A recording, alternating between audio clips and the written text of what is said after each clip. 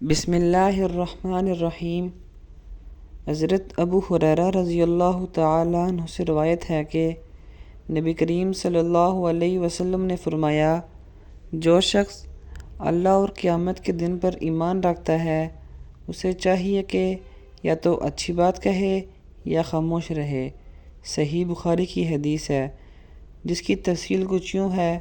اس حدیث میں نبی کریم صلی اللہ علیہ وسلم نے ہمیں بہترین اخلاقی رہنمائی فراہم کی ہے، جس کا تعلق معاشرتی زندگی سے ہے۔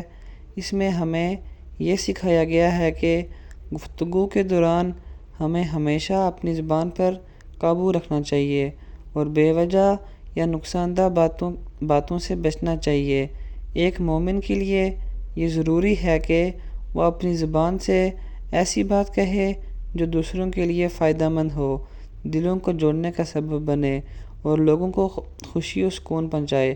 اگر ہمارے پاس اچھی بات کہنے کے لیے کچھ نہ ہو تو خاموشی اختیار کرنا بہتر ہے، کیونکہ بعض اوقات خاموشی بھی عقل و دانش کا اظہار ہوتی ہے اور اختلافات سے بچاتی ہے۔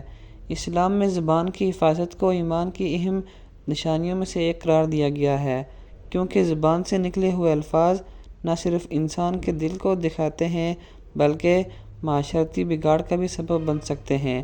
حضرت علی رضی اللہ تعالیٰ عنہ فرماتے ہیں کہ انسان اپنی زبان کے نیچے چھپا ہوتا ہے، یعنی اگر انسان اپنی زبان پر قابو نہ رکھے تو اس کی شخصیت، عزت اور وقار متاثر ہو سکتے ہیں۔